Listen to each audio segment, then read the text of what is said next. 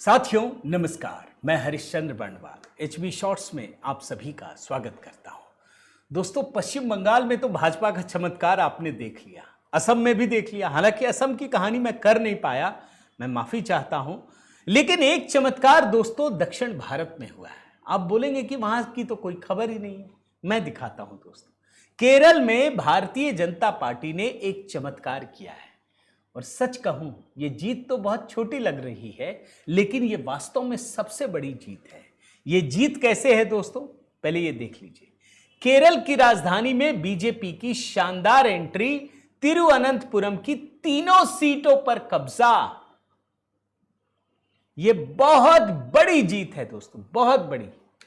जब UDF LDF के बीच गजब की टक्कर चल रही थी, यूडीएफ ने पूर्ण बहुमत हासिल किया। हालांकि कांग्रेस अकेले नहीं हासिल कर पाई। उस परिस्थिति में भी भारतीय जनता पार्टी अगर केरल की राजधानी में यह विजय हासिल करती है 3 सीटों पर राजधानी के, तो यह छोटी सफलता नहीं है। जहां भाजपा का कोई झंडा उठाने वाला भी नहीं था, वहां यह हाल है। मैं तीनों सीट के बारे में बताऊं। नेमम सीट, यह मानते तो थे बीजेपी का गढ़, लेकिन जीतना भी जरूरी है।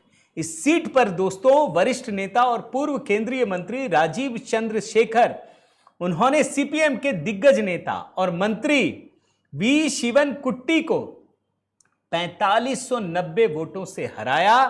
कांग्रेस जो सरकार बना रही है, उसके नेता के एस सबरीनाथन वो तीसरे स्थान पर रहे। दूसरी सीट है कझाकोट्टम।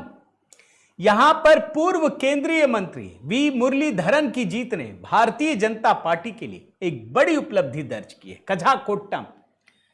तीसरी सीट ये चथन्नूर सीट है। यहां भारतीय जनता पार्टी के उम्मीदवार बी गोपा कुमार ने कड़े मुकाबले में अपने प्रतिद्वंद्वियों को हराकर सीट अपने नाम की है। और सिर्फ इतना नहीं, ये 3 सीट तो जीत मिली। मैं जरा इसको डिकोड कर रहा था, मैं एक एक डेटा छांट रहा था दोस्तों, आपको दिखाता हूं, आपको समझ में आएगा। 6 सीट ऐसी हैं दोस्तों, 6 सीट जहां भारतीय जनता पार्टी दूसरे स्थान पर रही है। 6 सीटें, आप सारी की सारी सीटें देख लीजिए।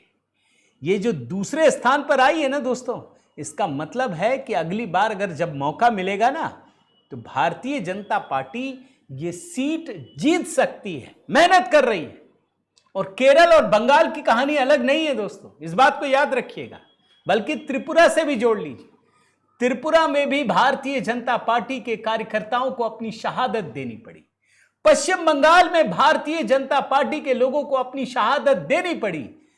त्रिपुरा, पश्चिम बंगाल, आज वहां भारतीय जनता पार्टी की सरकार है। तीसरा राज्य केरल है। यहां भी भाजपा ने बहुत त्याग किया है दोस्तों। यहां भाजपा के कार्यकर्ताओं को कितनी कीमत चुकानी पड़ी, सोच भी नहीं सकते। उस पर तो मैं जरूर किसी को कहूंगा, भाजपा वालों को, कि कम से कम उनको सूचीबद्ध कीजिए, किताब में डाल दीजिए कौन कौन से कार्यकर्ता हैं। ये करना चाहिए। जो भी मेरे वीडियो देख रहे हैं, केरल के लोगों तक पहुंचाइए कि इसको सूचीबद्ध कीजिए। केरल में भी कमल खिलेगा, ये इस बात की तस्दीक कर रहा है दोस्तों। आपकी क्या राय है, जरूर कमेंट कीजिएगा दोस्तों। आपसे निवेदन करता हूं, इस वीडियो को अधिक से अधिक लाइक कीजिए, शेयर कीजिए, कमेंट कीजिए। अगर चैनल आपने सब्सक्राइब नहीं किया है दोस्तों, तो जरूर कीजिएगा और साथ ही बेल आइकन दबा दीजिएगा। बहुत बहुत धन्यवाद। जय सिया राम।